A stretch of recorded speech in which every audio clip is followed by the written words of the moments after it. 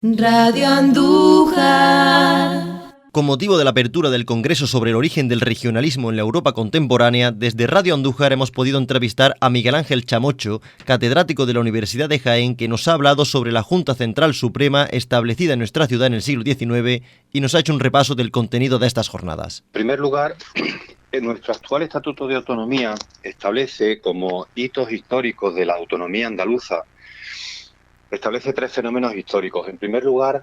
la llamada Constitución de Antequera, que se aprobó por parte de un partido que en aquel momento obviamente era muy minoritario, que era el Partido Republicano Liberal y Democrático, que se reunió sus socios, sus militantes en la ciudad malagueña de Antequera y aprobaron lo que podríamos denominar el programa de máximos de lo que sería la nación andaluza, porque realmente la Constitución de Antequera era una constitución federal en la que existiría un Estado, el español, compuesto de tantos estados internos como las regiones que hoy podemos intuir o podemos tener en cuenta que existen en España. Por tanto, es un concepto de, digamos, de constitución federal muy lejano al concepto de constitución de Estado social y democrático de derecho vertebrado en regiones autónomas que tenemos ahora. Ese fue uno de los primeros hitos, entendiendo este hito dentro de la autonomía andaluza como un programa de máximo que entendió el legislador de 2007 que había que incorporar. En segundo lugar están los acuerdos llenos de sentimiento patrio que se aprobaron en la Asamblea de Ronda, como son el himno y la bandera. Y finalmente toda la actividad que con ocasión de la aprobación de la Constitución de la Segunda República en 1931 permitía la consolidación de las regiones autónomas, y entonces se produjo un contenido constitucional que permitía que efectivamente las regiones se pudieran consolidar en autonomía tal y como las concebimos hoy, en regiones autónomas o en comunidades autónomas. Y en aquel momento histórico de la Segunda República, pues solo vieron la luz, después de todo el entramado procesal para aprobar el Estatuto de Autonomía, solamente vieron la luz primero Cataluña y ya iniciada la guerra, País Vasco. Sin embargo, tanto Galicia como Andalucía habían empezado el proceso por el cual se podrían gestar algunos de los pasos que permitirían finalmente consolidar ese Estatuto de Autonomía. Pero el inicio de la guerra, como todo, como dislocó España, pues dislocó también y dejó en suspenso la posibilidad de continuar con los procesos ya iniciados hacia ese futuro Estatuto de Autonomía, tanto por Galicia como por Andalucía. Esos son los tres contenidos que aparecen en el Estatuto como más directamente vinculado a esa raíz autonomista histórica de España, o de Andalucía en este caso. Pero ya también Miguel Ángel, Blas Infante ya habló de otro acontecimiento anterior y que fue igual de relevante que estos que comentamos y que además tiene que ver con la ciudad de Andújar, ¿verdad? Ese es, digamos, la voz clave que nos hizo darnos cuenta de que incluso antes de la Constitución de Antequera podría haber habido otros acontecimientos históricos que hubieran podido ser clave dentro de esa consecución, no tanto de la idea de región, sino como conciencia de colectividad de una futura comunidad autónoma. Esa conciencia colectiva de Andalucía, quien la denuncia, como bien has dicho, es Blas Infante en aquella conferencia que dio en el Ateneo en el Ateneo de Málaga, y que luego dio lugar en el Ateneo de Sevilla, y que luego dio lugar a su obra más insigne, que es la del Ideal Andaluz. Y ahí hace referencia, efectivamente, a cómo, mediante elección democrática y en sentido ascendente, pues se erigieron en el verano de 1835 para luchar contra una situación política muy controvertida de estancamiento hacia el no avance de las libertades constitucionales, porque cuando surge este movimiento en 1835, la Constitución de 1812 no existe, no está en vigor. Ante ese modelo de continuar con el viejo régimen, precisamente surge una serie de revoluciones provinciales, de movimientos junteros, como se les denominaba, que colocaban al frente de la provincia a los líderes de la denominada revolución liberal, progresista y democrática. Ese es el acontecimiento que se hace eco Blas Infante para denunciar que el primer acontecimiento histórico en el que de alguna manera se demandó por parte de Andalucía una conciencia autónoma de negociar, como decía el propio Blas Infante, de poder a poder contra el gobierno de la nación, fue la llamada Junta Central Suprema de Andalucía, que se constituyó en octubre de 1835, fruto del consenso de las 8 juntas provinciales que habían surgido desde finales de agosto y comienzos de septiembre.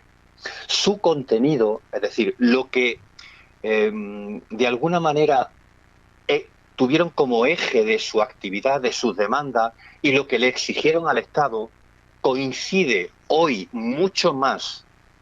con nuestro modelo actual de Constitución, con nuestro modelo actual de Estatuto de Autonomía, que otros acontecimientos históricos como la Constitución de Antequera, que se encuentran recogidos en el preámbulo del Estatuto de Autonomía. Porque lo que aquella Junta Central Suprema de Andalucía exigió al Estado y por lo que negoció fue, en primer lugar, que retornara el sistema constitucional, bien la Constitución de Cádiz o bien unas Cortes Constituyentes que plantearan un nuevo orden constitucional. En segundo lugar, que ese orden constitucional estuviera recogiendo derechos fundamentales y libertades públicas que sin el sistema constitucional no estaban vigentes.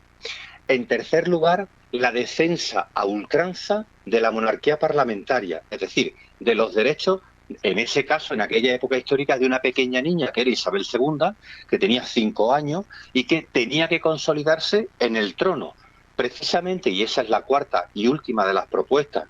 que establece la Junta Central Suprema al Gobierno Central, es la lucha contra el llamado príncipe rebelde, que era el hermano de Fernando VII, que no reconociendo los derechos dinásticos de su sobrina, la pequeña Isabel, futura Isabel II, se erige como soberano digamos, sin la anuencia del Estado y vulnerando cualquier acuerdo no constitucional que había en ese momento, es decir, vulnerando la legalidad vigente de aquel momento. Esas juntas provinciales y luego la Junta Central Suprema exigieron al Estado luchar militarmente contra el príncipe rebelde, no tanto con el ánimo de eliminarle a él, sino de eliminar lo que el príncipe rebelde representaba, que era el mantenimiento del feudalismo, el mantenimiento de la vieja monarquía absoluta, el mantenimiento del antiguo régimen. Por tanto, si nosotros cogemos los principios que defendieron a ultranza las juntas provinciales y luego la Junta Central Suprema, monarquía parlamentaria, sistema constitucional, derechos fundamentales y libertades públicas, y que desapareciera el viejo régimen, si eso lo extrapolamos a nuestro sistema constitucional de 1978 y tras la transición política, nuestra actual constitución, ¿qué validó? Sorpasar el viejo régimen, en este caso de una dictadura, de nuevo volver a un sistema constitucional basado en un Estado de Derecho, con un amplísimo reconocimiento de derechos fundamentales y libertades públicas, y el reconocimiento de la monarquía parlamentaria como forma de Estado. Si te das cuenta, hay un paralelismo entre los objetivos que persiguió la Junta Central con nuestro actual marco constitucional, que sin perjuicio de eso, este acontecimiento histórico no se reconoce como uno de esos hitos de la autonomía andaluza, reconociéndose otros que discrepan mucho más de nuestro actual modelo de Estado, como fue la Constitución de Antequera, que, por ejemplo, los requisitos de la Junta Central. Sin perjuicio de esto, que la Constitución de Antequera debe aparecer en el preámbulo del Estatuto de Autonomía, sin dudarlo, porque así lo decidió el legislador. Lo que nosotros vamos a proponer a través de este proyecto de investigación y de este congreso es que el Centro de Estudios Andaluces, que es el que nos ha concedido este proyecto de investigación, nosotros en la transferencia del conocimiento que le vamos a hacer,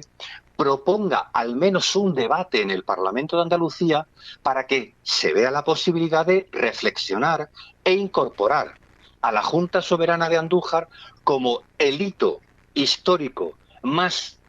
antiguo en el siglo XIX que verdaderamente reclama una autonomía. Porque, insisto, las competencias que se ejercieron las juntas provinciales por un lado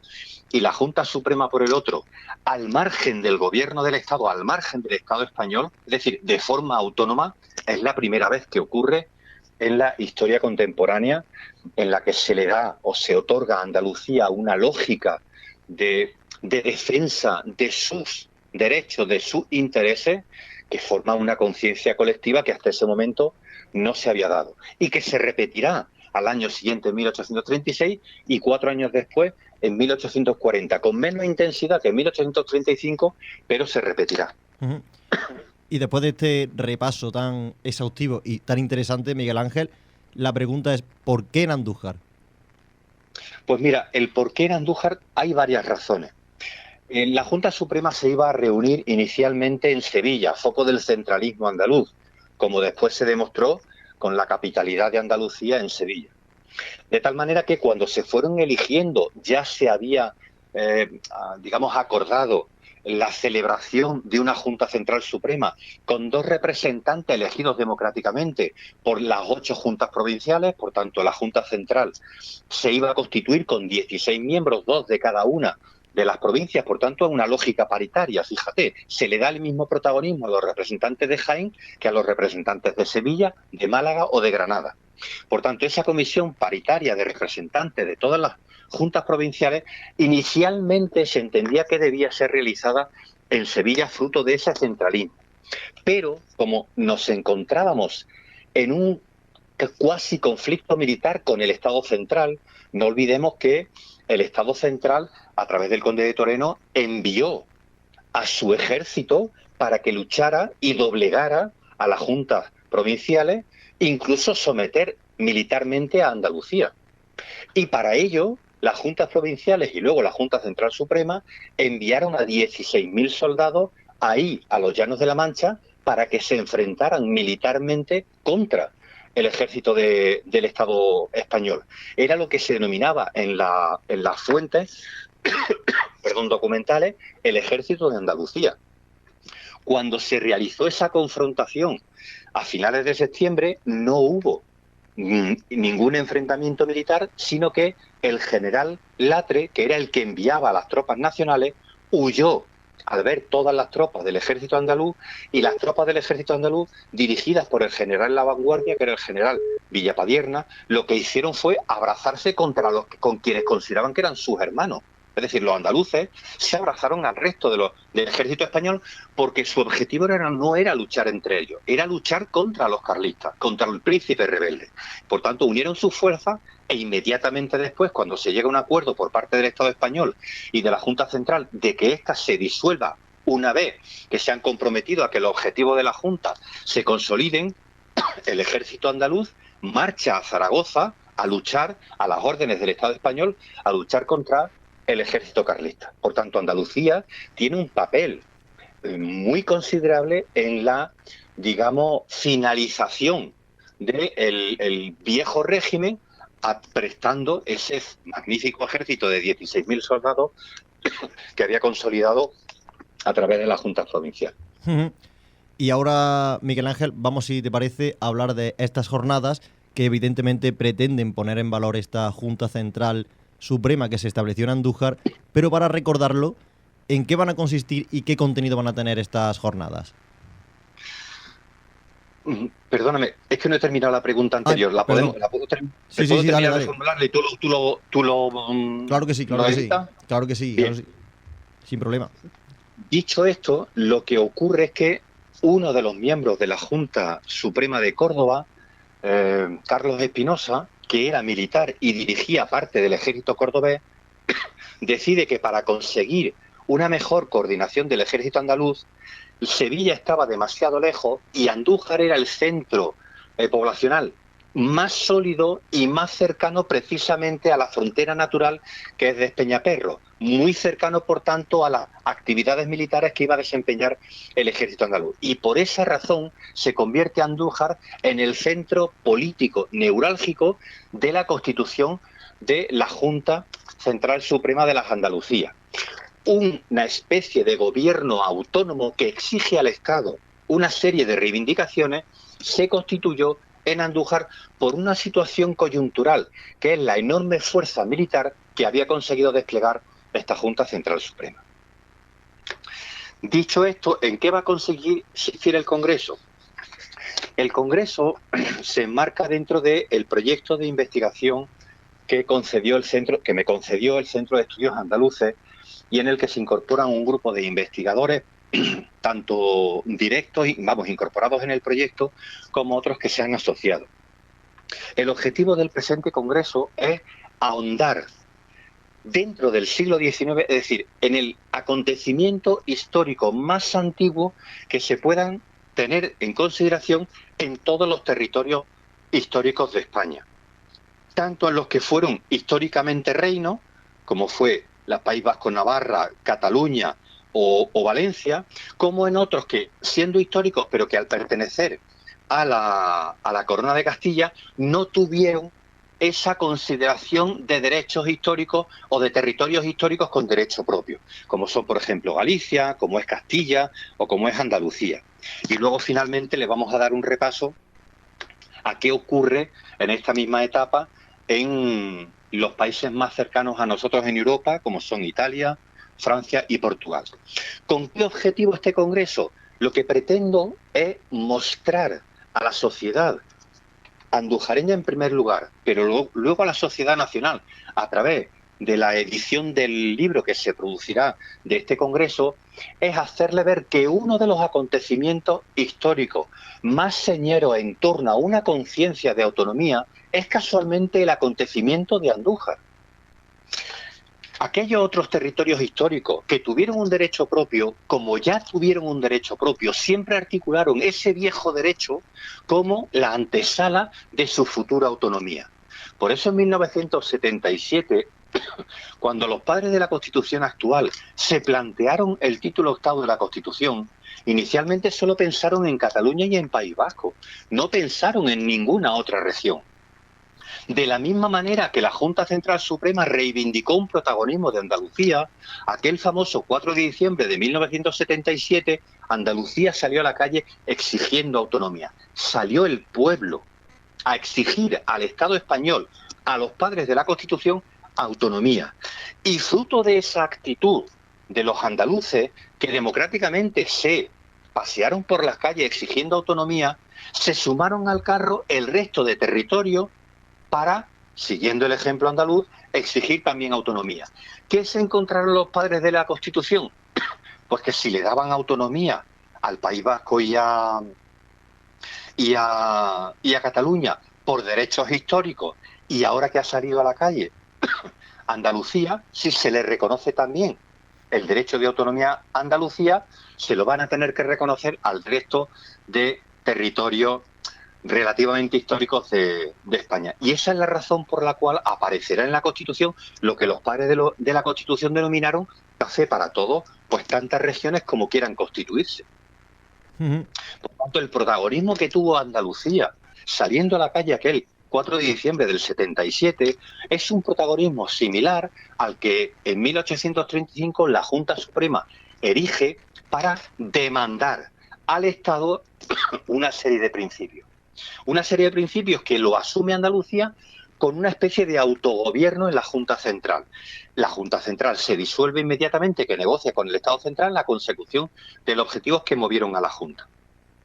Por tanto, un paralelismo con otro nos hará ver que, respecto de otros territorios, Andalucía fue la que anteriormente a todos ellos, y casi que por dos ocasiones, tuvo acontecimientos históricos que demandaron el ejercicio de una conciencia y, por tanto, podríamos decir, dosis de autogobierno. Insisto, en 1835 no hay una corriente regionalista en la Junta Central. Ese concepto de regionalismo es mucho posterior en el siglo XIX. Tampoco hay una gran conciencia ni de filorepublicano ni de filofederalista, porque defendieron a ultranza la monarquía parlamentaria. Por tanto, es una consideración de que Andalucía se erige con conciencia propia para la consecución de los avances que el sistema liberal necesitaba y que por circunstancias desde la muerte de Fernando VII, que era monarca absoluto, no se producían en el avance. Y recuerdo, fueron finalmente dos andaluces en el gobierno central, Javier Istúriz y Mendizábal los que negociaron directamente con los representantes de la Junta Central que subieron a Madrid para negociar la disolución de la Junta Central y a su vez que el Estado se comprometiera a conseguir los objetivos de la Junta Central, fueron todos andaluces los que negociaron ese acuerdo. Negociado el acuerdo, se suspendió, se desarticuló la Junta Central y progresivamente se desarticularon las juntas provinciales. Pero como acontecimiento histórico que vertebra una idea de conciencia colectiva de pueblo, que ejerce competencias de autogobierno, sin duda, la Junta Central Suprema que se constituyó en Andújar fue el hito histórico, insisto, no como región, sino el hito histórico más antiguo que tenemos de esa conciencia autónoma de Andalucía. Y está muy bien esto que dice Miguel Ángel, porque también cambia un poco la percepción que se tiene sobre este tipo de acontecimientos como esto que comentamos de la Junta Central Suprema en Andújar, y también recordar y poner en valor ese 4 de diciembre que quizá en la memoria del colectivo en la comunidad andaluza pierde un poco de fuerza respecto al 28 de febrero, que es bueno el día oficial y festivo también en nuestra comunidad.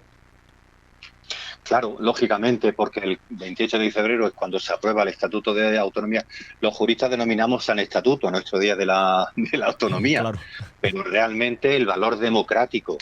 que tuvo aquella manifestación espontánea, si quiere, o liderada por los líderes sociales en aquel momento en el que estábamos construyendo el volver a un sistema de partido, porque estábamos en plena transición política. Aquel acontecimiento del 4 de diciembre de 1977, Andalucía dio un ejemplo de madurez democrática verdaderamente sorprendente que no deberíamos olvidarlo nunca, obviamente. Ahora bien, aquella madurez democrática encuentra su legitimidad jurídica, lógicamente, en lo que se aprobó el 28 de febrero, que es lo que nos dotó finalmente, desde el punto de vista jurídico-institucional, de autonomía. Pero no se puede entender, y lo digo de antemano, pero ni nosotros en Andalucía, ni Cantabria, ni Murcia, ni Castilla-León, ni otras comunidades que en principio, en la mente de los padres de la Constitución de 1938, estaban para construir autonomía. Solamente inicialmente estaban previstos los que durante la Segunda República habían conseguido consolidar un estatuto regional. Y esos solamente fueron Cataluña en primer lugar en 1931 y País Vasco finalmente en 1936. Pero gracias a ese acontecimiento de que Andalucía sale a la calle de forma, insisto, espontánea o auspiciada por los líderes sociales y políticos de aquel momento, Andalucía le enseñó al resto de territorios españoles que si querían autonomía tenían que exigirla. Andalucía la exigió y claro, posteriormente el 28 de febrero es el cierre, si el 4 de diciembre del 77 es el inicio, aquel 28 de febrero del 82 es el cierre de la consecución de la autonomía para Andalucía a través de un gobierno regional. Efectivamente, Miguel Ángel, eso, y como tú dices, que eso es una frase que me ha gustado mucho personalmente, no se puede entender el 28 de febrero sin el 4 de diciembre, y seguro que esta entrevista va a ayudar a que mucha gente se acerque, mucha más todavía de la que lo iba a hacer, se acerque a este congreso. Y ahora, si te parece, ya para terminar, en el plano personal, Miguel Ángel, ¿hay alguna publicación a la vista o todavía ahora con el congreso y la publicación del libro sobre el congreso ya hay bastante? No, este proyecto de investigación, bueno, yo no paro de trabajar, este oficio lo llevo en la sangre y me gusta muchísimo, además ayer en Andújar lo saben bien porque sin perjuicio de que realizo mi actividad publicista siempre ligada a mi disciplina, no es menos cierto que siempre le hago un guiño a mi tierra y siempre que puedo salgo alguna publicación de Andújar. De hecho, la última se publicó en 2017, ya hace 7 años, sobre el primer castellano que tuvo una representación institucional en Andújar ahora ya 800 años, precisamente el año que viene, que se homenajea el 800 aniversario de la incorporación de Andújar a la Corona de Castilla, el primer castellano en el que Fernando III envía aquí para hacerse cargo primero de la fortaleza de Andújar, manteniendo los habitantes musulmanes. Y luego al año siguiente, en 1226, toda vez que fallece el que había firmado el convenio o el acuerdo con Fernando III, que era el líder musulmán al-Bayasi, cuando fallece al-Bayasi, que lo asesinan sus propios correligionarios, pues Álvar Pérez de Castro se queda ya no solo como tenente de la fortaleza de Andújar, sino como señor en representación del rey de toda Andújar. El primer castellano que tiene la gobernanza de la ciudad de Andújar ya incorporada a la corona de Castilla fue Álvar Pérez de Castro. Su biografía la publiqué en 2013, dicho sea entre tú y yo, y esto no lo edité, nadie sabe quién es este personaje, nadie acudió a la presentación, ni siquiera los representantes de la corporación municipal, y es una biografía de un personaje clave que yo espero que el año que viene, que se van a celebrar distintas actividades en torno al 8º centenario, los organizadores de esas actividades al menos me permitan volver a hablar de este personaje clave para comprender el que Andújar se incorporara a la corona de Castilla. El primer modelo de gobernanza fue el que facilitó la repoblación de Andújar con pobladores, digamos, venidos del norte de la corona de Castilla, y fue el que le pidió y le suplicó a Fernando III que le otorgara la norma constitucional de aquel momento, que eran los llamados fueros municipales, un fuero municipal muy privilegiado para que se pudiera muy bien repoblar Andújar, y gracias a eso Andújar se convirtió durante mucho tiempo en el territorio más a la vanguardia de la corona de Castilla, hasta que después se conquistó Córdoba y ya pasaría a ser Córdoba la población más a la vanguardia de Andújar, más a la vanguardia de la corona de Castilla, y fagocitando en cierta medida a la importancia de Andújar. Pero eso no lo edites, esto tú ya haces lo que tú quieras. Pero en relación con el proyecto de investigación tenemos previstas 2 publicaciones. Primero, la resultante del Congreso, y otra que es un monográfico que soy yo el autor, el que se está dedicando exclusivamente a ella, que es, digamos, la obra que da lugar a el proyecto, que es un estudio monográfico de la Junta Central Suprema de las Andalucías. Es un libro que ya tengo bastante bien avanzado, el que se presentará una simple comunicación, como otra más, en el Congreso que vamos a tener la próxima semana, o sea, en esta semana, pero que el objetivo es que de ese proyecto de investigación salgan 2 monografías. Una, reitero, la resultante del Congreso, con toda la ponencia, y luego una monografía de la Junta Central Suprema de Andújar. Desde que nacen las juntas provinciales, las razones por las cuales ellos, las juntas provinciales, denominan quiénes son los enemigos de la libertad. Hemos conseguido identificar a todos los enemigos de la libertad, cuándo se constituye la Junta Suprema de Andújar, cuáles son sus objetivos, cuál es su itinerario de vida, y luego, a través de la documentación que hemos conseguido encontrar en la Real Academia de la Historia, en la colección Isturi, conocemos ahora el proceso de negociación para su disolución y quienes participaron en ese proceso de negociación y el momento exacto en el que ya se llega a un acuerdo y por tanto se permite la disolución de la misma a finales de octubre de 1835. Pues Miguel Ángel, estaremos muy pendientes de esa publicación que ya parece que va cogiendo forma, y muchísimas gracias por atendernos a Radio Andújar y dedicarnos un poquito de tu tiempo para hablar de este tema tan interesante y animar también a la población de nuestra ciudad a que venga y se acerque a este congreso que hablará sobre el regionalismo en la Europa contemporánea. Muchísimas gracias, Miguel Ángel Chamocho. Pues muchas gracias a vosotros. Radio Andújar.